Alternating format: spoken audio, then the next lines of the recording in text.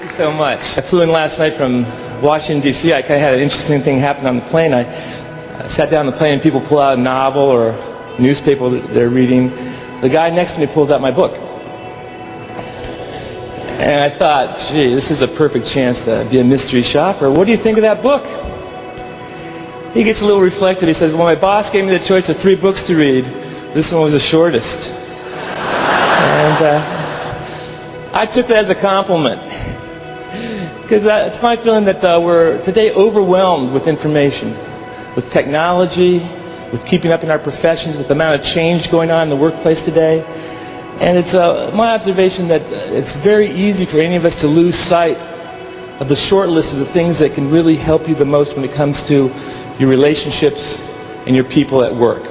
And so in my brief time with you today, I want to focus on that short list, on the things that if you take seriously can make a difference for you. I want to share with you a few of the insights I've learned on my journey with the hope that you can take them back and improve as well. The first insight is every employee wants to be magnificent. Every employee wants to be a part of something larger than themselves. They want to be excited where they work. They want to feel that they're important.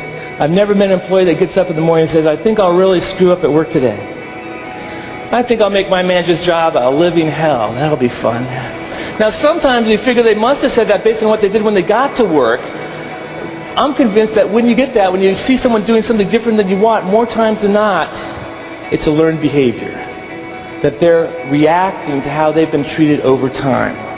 Bill Hewitt, co-founder of Hewlett-Packard, once put it this way. He said, men and women want to do a good job, a creative job, and if they're provided the proper environment, they will do so. This simple observation represents a drastic shift in what it takes to get the best from your employees today. The days of command and control, my way or the highway, the manager is the person in charge are long, long over. Today, to get the best you can do is to meet them at their energy and help take them to a new level. You can't force people to do things. They've got too many choices in the marketplace. They've got too many choices with their discretionary energy in their job. What you can do is you can provide a supportive environment that encourages them, that supports them, that allows them access to you, to information, that involves them in decisions, and in a very real way capitalizes on what they have to offer. I'm convinced that today motivation starts with your employees. Motivation starts with finding out what's important to your employees and starting there. I feel that you can't get the best from any employee today by lighting a fire under them. You've got to find a way to light a fire within them. You've got to find that spark and fan it to get a flame going.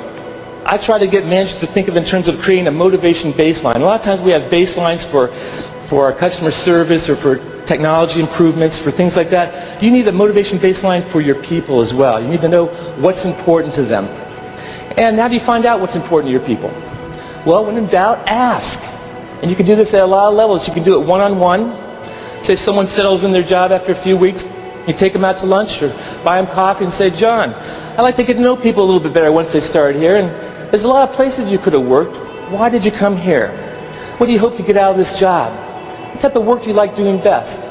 Are you a lone wolf? You like being part of a team? If a special assignment came up, would that excite you or not? Where would you like to be 5 years from now? The more you can find out and learn about the people that are working for you, what hobbies you have, what's your family situation, the more fodder you have to motivate them. Not to manipulate them, to motivate them, to help them on their journey. When people feel that you have their best interests at heart, they will give you back tenfold in their commitment and their energy to do the best for you. I'm convinced today that more than ever before, people work for people, not organizations. The whole idea of an organization is abstract. The trust in institutions is at an all-time low. If someone has a good job today, 9 times out of 10, 99 times out of 100, is because they've got a good manager. In a very personal way that they know someone's in their corner, someone that's willing to listen to them, to encourage them, to support them when they need it. Some recent research by the Gallup organization, I think, points this out very clearly. In interviews with 2 million workers at 700 companies, the length of an employee's tenure is largely determined by that employee's relationship with his or her immediate supervisor. Number one variable. If anyone here is concerned about retention in your operation, you don't need to go any further than this. You have to come down and focus in a very real way on the relationship that your employees have with their managers. You have to raise the stakes, you have to raise the awareness, you have to make the case that's important. You've got to give managers the skills, the tools to make this relationship a high priority and to do it each and every day. It's not necessarily an easy task, but this is the place more than anything that you can get the payoff of attracting, retaining the best employees and getting the best from them once they're on your staff. There's limits to leveraging your technology. There's limits to leveraging your utilization of the equipment. There's unlimited potential when you tap into the power of your people. Their creativity, their resourcefulness, their sense of closure when and doing the job right. I find that the best motivators today are manager-initiated. To find out what's important to your employees, but then you have to act on that information. You have to take the initiative to acknowledge people, to thank them, to encourage them. You have to take the initiative to turn every chance that you communicate, whether it's an email or a voicemail or a staff meeting or passing someone in the hallway, as an opportunity to recognize, to support, to encourage. And the greater percentage of those opportunities that you transform, the better, the stronger the bond, the stronger the connection that you'll create for your employees, the connection to the people, again, more so than the organization. I looked at 34 organizations across the country, did a broad-based study to look at, in each organization, to compare high-use recognition managers with managers that never did it at all. Out of 140 variables, the single most important variable as to why managers that enabled them to use recognition was this. The high-use recognition managers all look for opportunities to recognize employees when they do good work, and they do so on a daily basis. Not after, when everything else is done, not at the end of the week, not at the end of the month, not when they happen to feel like it, or when they're in a good mood, but on a daily basis. They've internalized the importance of this activity, and they act on it here and now. To wait is to lose the opportunity. Someone does a great job, you don't say anything, you don't do anything. A week goes by, 2 weeks, it's too late to do anything. In fact, sometimes to do it at that point, it almost shows that you're disconnected with the employee. Some 85% of employees say they'd never get recognition today for doing a good job. And as we're changing more, as we're asking people to do more, most employees feel overworked and underappreciated. It doesn't have to be that way. And one of the delights on this topic is the fact that the best motivators today cost little or nothing. Little or nothing are things that recognition is around you all the time. It's just there for you to reach out and grab. Now, a lot of times the focus on recognition is money. Well, money's a motivator. It's just not the only motivator. I'd suggest it's not even the top motivator. You might come to work for money, but I find that people always leave for recognition. A recent study that just sponsored by the Society for Human Resource Management looked at the number one reasons, the top reasons why employees stay in today's organizations. Here they are in priority order. Number one, career growth, learning and development. Number two, exciting work and challenged. Number three, meaningful work, making a difference and a contribution. Number four, great people to work with. Number five, being part of a team. Number six, having a good boss. Number seven, recognition for work well done. Number eight, autonomy and a sense of control over one's work. Number nine, flexible work hours and dress code. Number 10, fair pay and benefits.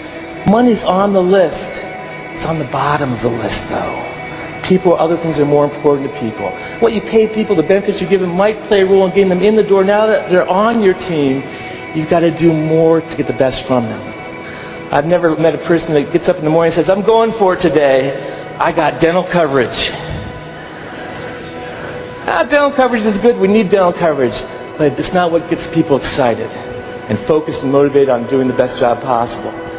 The last insight I've got to share with you is the best motivators today are all based on performance. You couldn't ask for something better. That's to say that if you take this topic seriously, and part of the challenge of talking about recognition is the fact that people think, well, that's easy, that's obvious, I must be doing it. All the evidence points to that you're not. We do it up here, we know instinctively it's a good thing to do, but when you look at how you spend your time, we always do a little bit less than we think. And if you ask your employees, they never see it. You have to show them, you have to make it explicit. The best motivators today are all based on performance. If you align your recognition with the job you need done, whether it's your strategic objectives, your company values, department goals, the sense of teamwork you're trying to build, if you systematically align it, not only will you get more performance, I hands down guarantee it. But that's when it means the most to your people as well. Don't recognize people just to be nice. Don't recognize them because you want them to like you. Recognize them around the performance, and they'll love working for you. And you will be a magnet for talent.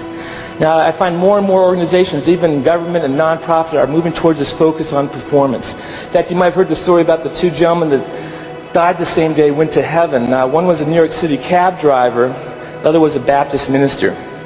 As they got to the pearly gates, St. Peter was there. Heaven's online these days. He was reviewing their lives on his laptop, and the first gentleman was this cab driver.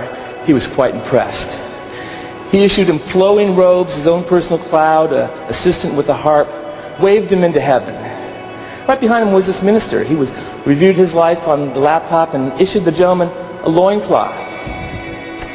And the minister said, I don't want to seem ungrateful to be here in heaven. I'm delighted to be here. At the same time, I got to ask why you seemingly treated that cab driver so much better than myself when I've spent my entire life in the service of the Lord. And St. Peter said, we've moved towards a pay-per-performance system here in heaven. And basically, as you preached, people slept. As that cab driver drove, people prayed. So it's happening everywhere. It can happen for you too if you take it seriously. Thanks so much.